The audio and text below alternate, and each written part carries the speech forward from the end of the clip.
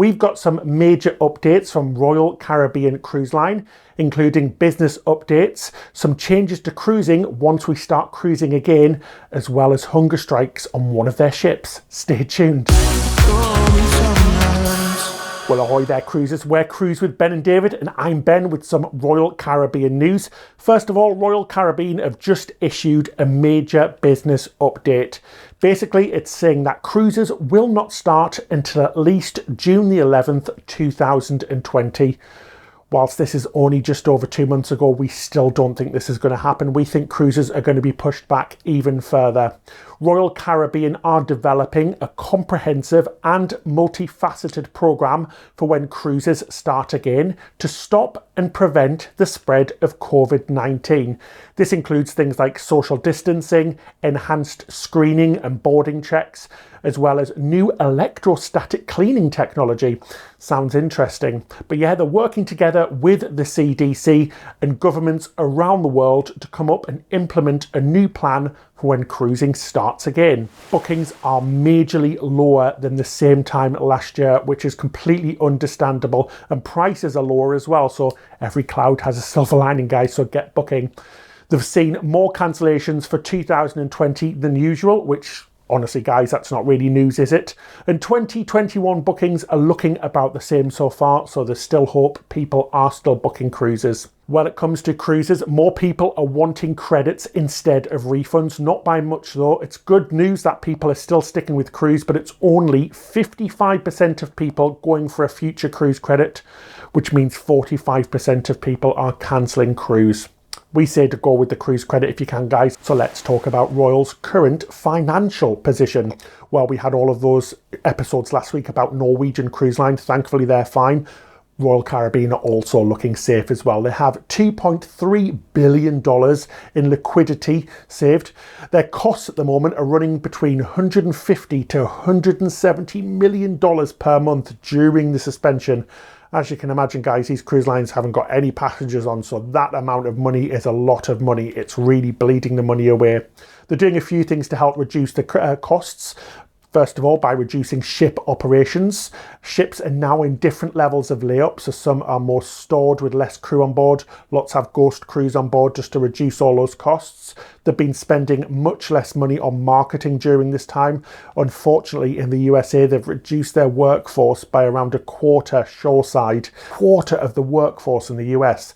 It's big numbers. It's serious stuff. It's such an unfortunate time, isn't it? On the other side, some upgrades to ships have been cancelled, which saves hundreds of millions of dollars. There was a big upgrade coming to Allure of the Seas to put things like the Abyss slide on, as well as other features, and big changes to Explorer of the Seas as well to update and renovate the ships, but they've been cancelled as well, guys.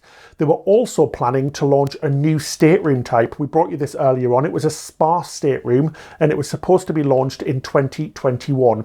Basically, it was like the spa staterooms on other ships, like Norwegian, were offered new in-room amenities such as bottled water and tea, as well as spa privileges. But this has now completely been scrapped to save some more money. We've been asked the next thing so many times, guys. As you know, we're due to sail on Odyssey of the Seas just about a few weeks after she's launched, but it's now been said that the new ships will probably be delayed. So this is going to affect the Wonder of the Seas, which is due in 2021, so next year, and the Odyssey of the Seas, which is due in November time this year. The virus has definitely impacted shipyard operations.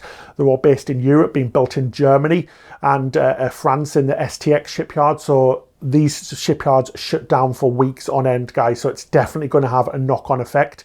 How much they're going to be delayed, we don't know. The Royal Caribbean haven't released anything yet. We don't know if there's going to be a knock-on effect with the production and sourcing materials for the ships. So we really don't know. But keep subscribed to our channel, because as soon as we know any more information, we'll pop it up on here for you. So Royal Caribbean have also made some changes to their Cruise with Confidence scheme, and there's some new deals coming along as well. All existing bookings and those booked until August the 1st, 2020 will be included in the Cruise with Confidence scheme, and it's for all sailings through to the end of April 2022. Now this allows you to move or cancel your cruise. If you want to move your cruise to the future or a different time, you'll protect everything from the price to the promotions. It also protects the length of the sailing and the stateroom category. So that is really good news. It means you're not going to miss out on some of the savings and promotions that you got when you booked the cruise.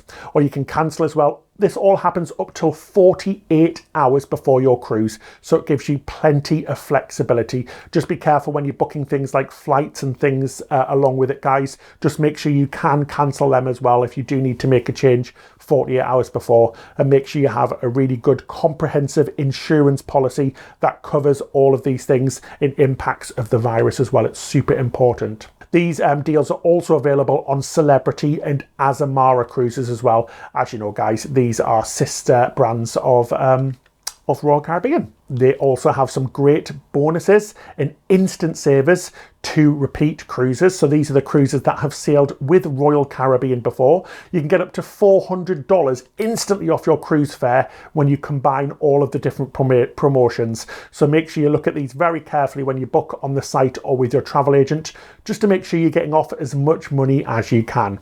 And finally, guys, a little bit of a sadder story. 15 crew members have gone on hunger strike until bosses agree to let them go home. So this has happened on the Navigator of the Seas with a bunch of Romanian crew members.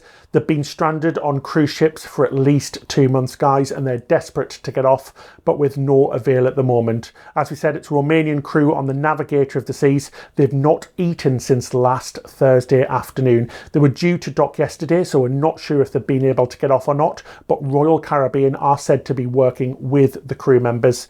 The crew members themselves have said that their mental health is severely degrading, so it doesn't sound like a very nice situation, but it's good to hear that Royal are working with the crew members to assist them.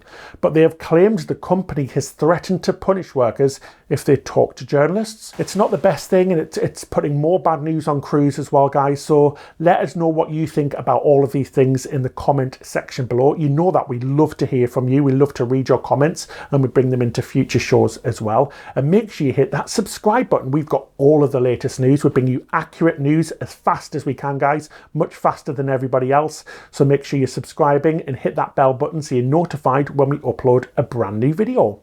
And thank you so much to all of our patrons as well. If you want to become a patron, you can find out all the details in the description section below. We give you things like early access to videos, behind the scenes footage, extra videos, as well as a podcast every 2 weeks. This week's captain is Kristen. Thank you so much, Kristen. Until next time, happy cruising.